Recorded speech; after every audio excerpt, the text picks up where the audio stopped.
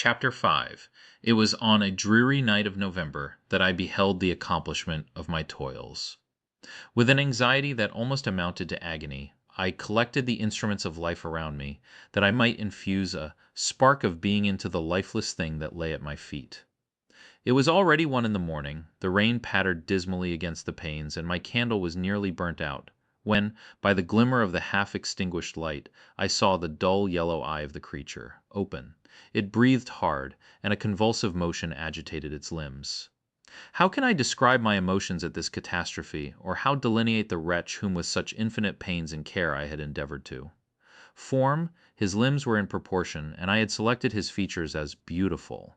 Beautiful. Great God! His yellow skin scarcely covered, the work of muscles and arteries beneath. His hair was of a lustrous black, and flowing, his teeth of a pearly whiteness. But these luxuriances only formed a more horrid contrast with his watery eyes, that seemed almost of the same color as the dun-white sockets in which they were set, his shriveled complexion and straight black lips. The different accidents of life are not so changeable as the feelings of human nature.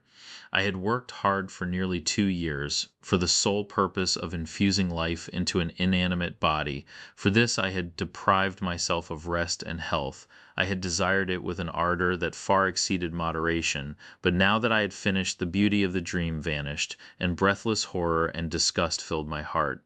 Unable to endure the aspect of the being I had created, I rushed out of the room, and continued a long time traversing my bed-chamber, unable to compose my mind to sleep. At length lassitude succeeded to the tumult I had before endured, and I threw myself on the bed in my clothes, endeavoring to seek a few moments of forgetfulness. But it was in vain. I slept indeed, but I was disturbed by the wildest dreams. I thought I saw Elizabeth in the bloom of health, walking in the streets of Ingolstadt. Delighted and surprised, I embraced her, but as I imprinted the first kiss on her lips, they became livid with the hue of death. Her features appeared to change, and I thought that I held the corpse of my dead mother in my arms. A shroud enveloped her form, and I saw the grave worms crawling in the folds of the flannel. I started from my sleep with horror. A cold dew covered my forehead, my teeth chattered, and every limb became convulsed, when by the dim and yellow light of the moon, as it forced its way through the window, shutters, I beheld the wretch, the miserable monster whom I had created. He held up the curtain of the bed, and his eyes, if eyes they may be called, were fixed on me. His jaws opened, and he muttered some inarticulate sounds, while a grin wrinkled his cheeks. He might have spoken, but I did not hear. One hand was stretched out, seemingly to detain me, but I escaped and rushed downstairs. I took refuge in the courtyard belonging to the house which I inhabited, where I remained, during the rest of the night, walking up and down in the greatest agitation, listening attentively, catching and fearing each sound as if it were to announce the approach of the demoniacal corpse to which I had so miserably given life. Oh no, mortal could support the horror of that countenance. A mummy, again endued with animation, could not be so hideous as that wretch. I had gazed on him while unfinished. He was ugly then, but when those muscles and joints were rendered capable of motion, it became a thing such as even Dante could not have conceived. I passed the night wretchedly. Sometimes my pulse beat so quickly and hardly that I felt the palpitation of every artery. At others I nearly sank to the ground through languor and extreme weakness. Mingled with this horror, I felt the bitterness of disappointment. Dreams that had been my food and pleasant rest for so long a space were now become a hell to me, and the change was so rapid, the overthrow so complete. Morning, dismal and wet, at length dawned and discovered to my sleepless and aching eyes the church of Ingolstadt, its white steeple and clock which indicated the 6th hour. The porter opened the gates of the court which had that night been my asylum, and I issued into the streets, pacing them with quick steps, as if I sought to avoid the wretch whom I feared every turning of the street would present to my view. I did not dare return to the apartment which I inhabited, but felt impelled to hurry on, although drenched by the rain which poured from a black and comfortless sky. I continued walking in this manner for some time, endeavoring by bodily exercise to ease the load that weighed upon my mind. I traversed the streets without any clear conception of where I was, or what I was doing. My heart palpitated in the sickness of fear, and I hurried on with irregular steps, not daring to look about me, like one who on a lonely road doth walk in fear and dread, and having once turned round walks on and turns no more his head, because he knows a frightful fiend doth close behind him tread. Coleridge's Ancient Mariner. Continuing thus, I came at length opposite to the inn at which the various diligences and carriages usually stopped. Here I paused, I knew not why, but I remained some minutes with my eyes fixed on a coach that was coming towards me from the other end of the street. As it drew nearer, I observed that it was the Swiss diligence. It stopped just where I was standing, and on the door being opened, I perceived Henry Clerval, who, on seeing me, instantly sprung out. "My dear Frankenstein," exclaimed he, "how glad I am to see you! How fortunate that you should be here at the very moment of my alighting!"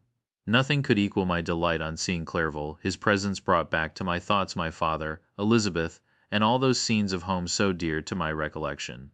I grasped his hand, and in a moment forgot my horror and misfortune. I felt suddenly, and for the first time during many months, calm and serene joy. I welcomed my friend, therefore, in the most cordial manner, and we walked towards my college. Clerval continued talking for some time about our mutual friends and his own good fortune in being permitted to come to Ingolstadt. "You may easily believe," said he, "how great was the difficulty to persuade my father that all necessary knowledge was not comprised in the noble art of bookkeeping. And indeed I believe I left him incredulous to the last, for his constant answer to my unwearied entreaties was the same as that of the Dutch schoolmaster in the Vicar of Wakefield: I have 10,000 florins a year without Greek, I eat heartily without Greek. But his affection for me at length overcame his dislike of learning, and he has permitted me to undertake a voyage of discovery to the land of knowledge.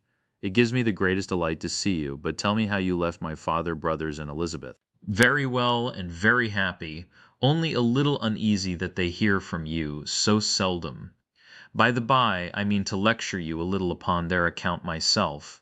But, my dear Frankenstein," continued he, stopping short and gazing full in my face, "I did not before remark how very ill you appear, so thin and pale. You look as if you had been watching for several nights."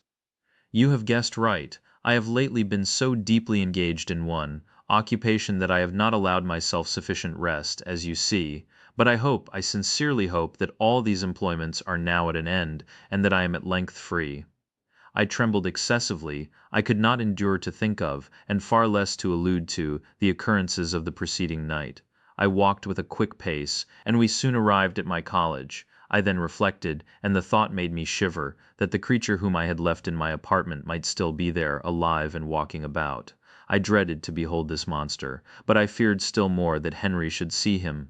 Entreating him, therefore, to remain a few minutes at the bottom of the stairs, I darted up towards my own room. My hand was already on the lock of the door before I recollected myself. I then paused, and a cold shivering came over me. I threw the door forcibly open, as children are accustomed to do when they expect a spectre to stand in, waiting for them on the other side, but nothing appeared. I stepped fearfully in. The apartment was empty, and my bedroom was also freed from its hideous guest. I could hardly believe that so great a good fortune could have befallen me, but when I became assured that my enemy had indeed fled, I clapped my hands for joy and ran down to Clerval. We ascended into my room, and the servant presently brought breakfast. But I was unable to contain myself. It was not joy only that possessed me. I felt my flesh tingle with excess of sensitiveness, and my pulse beat rapidly. I was unable to remain for a single instant in the same place. I jumped over the chairs, clapped my hands, and laughed aloud. Clerval at first attributed my unusual spirits to joy on his arrival, but when he observed me more attentively, he saw a wildness in my eyes, for which he could not account, and my loud, unrestrained, heartless laughter frightened and astonished him. "My dear Victor," cried he, "what, for God's sake, is the matter? Do not laugh in that manner. How ill you are! What is the cause of all this?" "Do not ask me," cried I, putting my hands before my eyes, for I thought I saw the dreaded spectre glide into the room. "He can tell. Oh, save me, save me! I imagined that the monster seized me. I struggled furiously, and fell down in a fit. Poor Clerval! What must have been his feelings? A meeting which he anticipated with such joy, so strangely turned to bitterness. But I was not the witness of his grief, for I was lifeless, and did not recover my senses for a long, long time. This was the commencement of a nervous fever which confined me for several months. During all that time Henry was my only nurse. I afterwards learned that, knowing my father's advanced age and unfitness for so long a journey, and how wretched my sickness would make Elizabeth, he spared them this grief by concealing the extent of my disorder. He knew that I could not have a more kind and attentive nurse than himself, and firm in the hope he felt of my recovery, he did not doubt that, instead of doing harm, he performed the kindest action that he could towards them. But I was in reality very ill, and surely nothing but the unbounded and unremitting attentions of my friend could have restored me to life. The form of the monster on whom I had bestowed existence was forever before my eyes, and I raved incessantly concerning him. Doubtless my words surprised Henry. He at first believed them to be the wanderings of my disturbed imagination, but the pertinacity with which I continually recurred to the same subject persuaded him that my disorder indeed owed its origin to some uncommon and terrible event. By very slow degrees, and with frequent relapses that alarmed and grieved my friend, I recovered. I remember the first time I became capable of observing outward objects with any kind of pleasure. I perceived that the fallen leaves had disappeared, and that the young buds were shooting forth from the trees that shaded my window. It was a divine spring, and the season contributed greatly to my convalescence. I felt also sentiments of joy and affection revive in my bosom. My gloom disappeared, and in a short time I became as cheerful as before I was attacked by the fatal passion. "Dearest Clerval," exclaimed I, "how kind, how very good you are to me! This whole winter, instead of being spent in study as you promised yourself, has been consumed in my sick room. How shall I ever repay you? I feel the greatest remorse for the disappointment of which I have been the occasion, but you will forgive me. You will repay me entirely if you do not discompose yourself, but get well as fast as you can. And since you appear in such good spirits, I may speak to you on one subject, may I not?" I trembled. One subject! What could it be? Could he allude to an object on whom I dared not even think? "Compose yourself," said Clerval, who observed my change of color. "I will not mention it if it agitates you, but your father and cousin would be very happy if they received a letter from you in your own handwriting. They hardly know how ill you have been, and are uneasy at your long silence. Is that all, my dear Henry? How could you suppose that my first thought would not fly towards those dear, dear friends whom I love, and who are so deserving of my love? If this is your present temper, my friend, you will perhaps be glad to see a letter that has been lying here some days for you. It is from your cousin, I believe.